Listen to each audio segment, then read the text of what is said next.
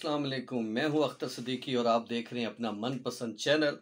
इस्लामाबाद में इस वक्त बहुत ज़्यादा सियासी तनाव है और सूरत हाल जिस सिमत जा रही है और शेख रशीद ने भी एक अहम तरीन खदशे का भी रात अपनी प्रेस कॉन्फ्रेंस में किया है, उसका भी जिक्र करना चाहूँगा और वो उन्होंने ढके छुपे अल्फाज में किया है।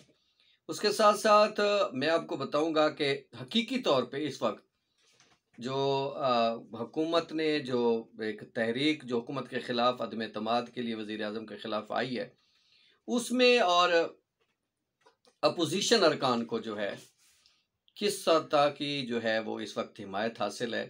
क्या वाकई इमरान खान के जाने का वक्त आ गया और क्या वाकई जो है अपोजिशन इस वक्त अपना होमवर्क कंप्लीट कर चुकी है? क्या जहांगीर तरीन, अलीम खान इमरान खान के ख़िलाफ़ जा रहे हैं? क्या इमरान खान ये सब होता हुआ जो है वो बर्दाश्त कर लेंगे? और क्या इस्टेब्लिशमेंट जो है इस वक्त किस सतह पे खड़ी है? इन सारी बातों का इहाता मैं करना चाह रहा हूँ और आपने देखा है कि इस वक्त इसमें कोई शुबा नहीं, सियासी तौर पे इस वक्त पाकिस्तान में बड़ी बेचैनी पाई जाती है। लेकिन एक अच्छी खबर भी है, 23 मार्च की करीब आने की वजह से और फिर ओआईसी का इजलास करीब आने की वजह से मुझे हालात बेहतरी की तरफ जाते हुए नज़र तो आ रहे हैं, मगर अमली तौर पे मैं आपको बताऊं ईमानदारी से कि इस वक्त हुकूमत परेशान है, कोई शक नहीं, इमरान खान भी परेशान है। उनकी जो लफ्ज़ी गोलाबारी है उसमें वही शिद्दत आई है जो आपको याद होगा कि जब वो इंतखाबी कैंपेन में या जब वो इन हुकूमतों के ख़िलाफ़ धरना देते हुए जब वो मुख्तलिफ़ जलसों में खिताब करते थे, जो लबो लेजा उनका होता था,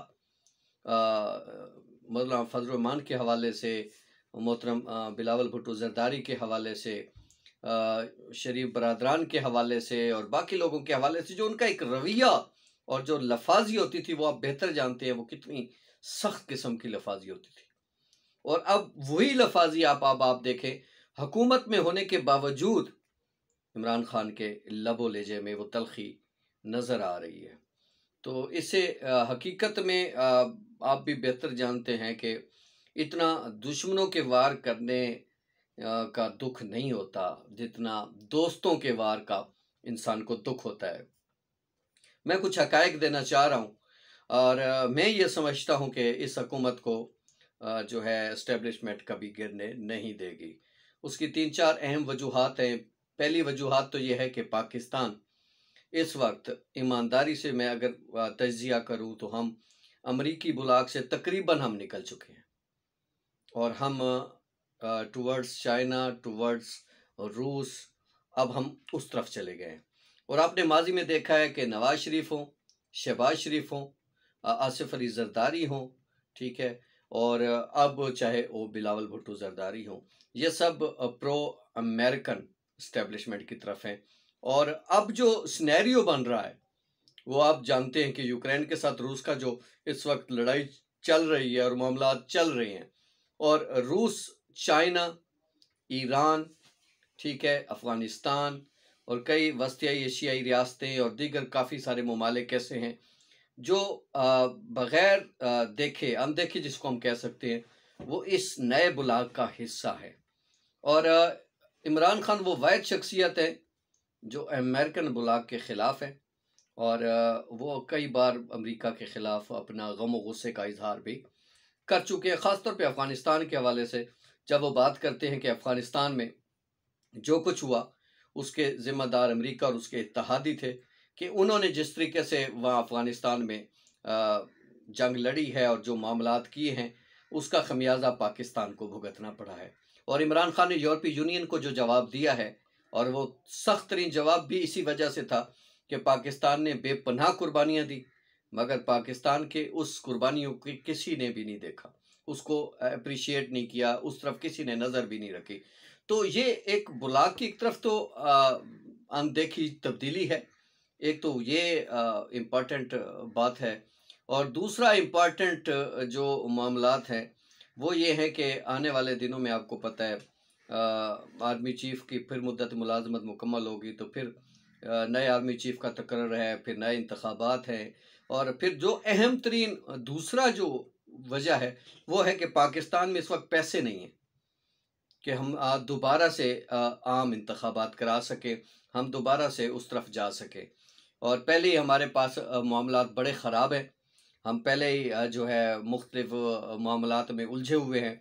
एक तरफ कोरोना ने हमारी मईशत बिठा दी है, दूसरी तरफ जो है वो पूरी दुनिया में पेट्रोलियम मसनूआत की कीमतों में बेतहाशा इजाफा ने हमें भी मजबूर कर दिया कि हम फिर एक बार फिर हम पेट्रोलियम मसनूआत की कीमतों में इजाफा करें। अब बात तो खैर लंबी हो जाएगी, मैं उस तरफ नहीं जाना चाह रहा।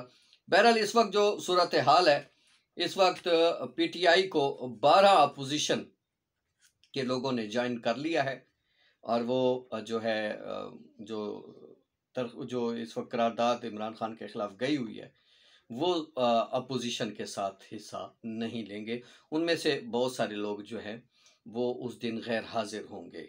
ठीक है, उनमें से बाज़ कोरोना वायरस का भी शिकार हो सकते हैं, बाज़ कोई और बीमारी का भी शिकार हो सकते हैं, बाज़ बैरून मुल्क भी जा सकते हैं और बाज़ किसी और कोई बहाना भी करके वो बहरहाल पार्लियामेंट में नहीं जाएंगे। जबकि मुझे जो मुस्तरद ज़राए हैं वो ये बता रहे हैं कि अपोजिशन के 15 अरकान, यानी 12 अरकान अपोजिशन के सॉरी और पीटीआई हुकूमत के साथ ताल्लुक़ रखने वाले 15 अरकान ऐसे हैं जो अपोजिशन के साथ राब्ते में हैं।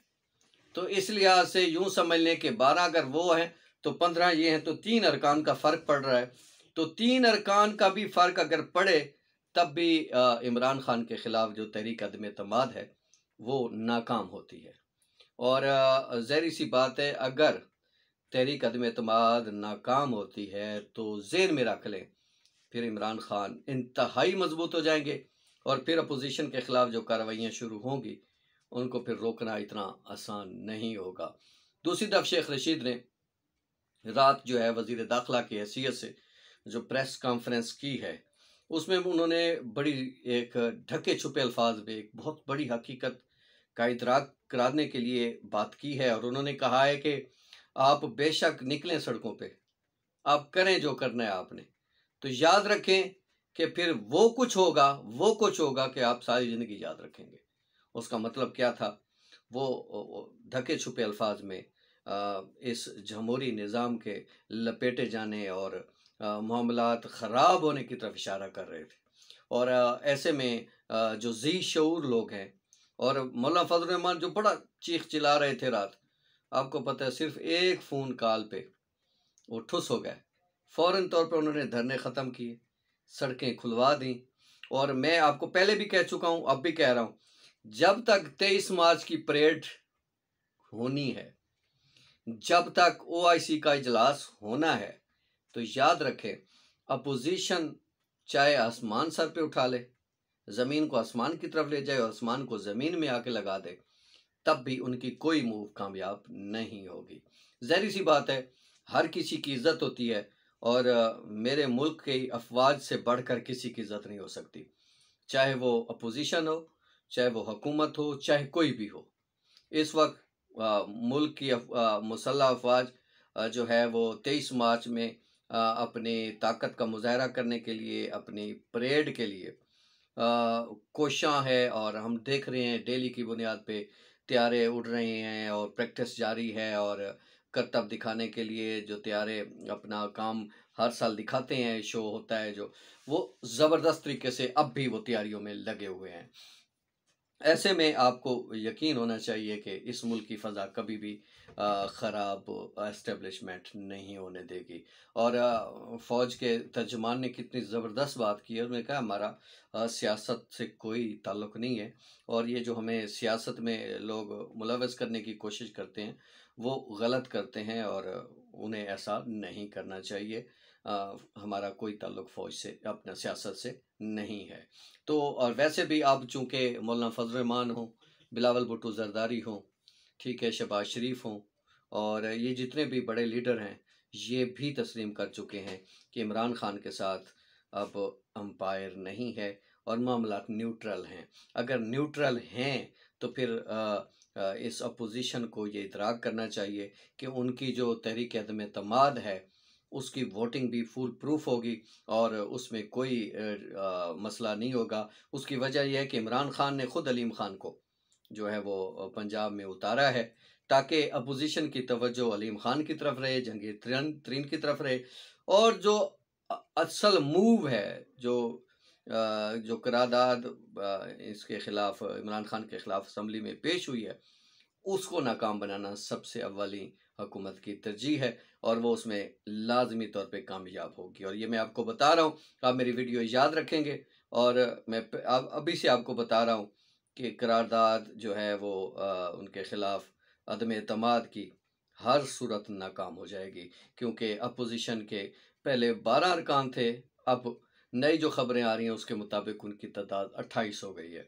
तो 28 बंदे अगर अपोजिशन के हुकूमत के साथ खड़े हो गए या वो ना आए, तो आप खुद सोच सकते हैं कि अपोजिशन की करारदाद कहाँ जाएगी। इंशाल्लाह नई खबरों के साथ इंशाल्लाह जल्द हाजिर खिदमत होंगे। उस वक्त तक के लिए इजाज़त दीजिए, खुद भी देखिए और दोस्तों को भी ज़रूर शेयर कीजिए। बहुत शुक्रिया।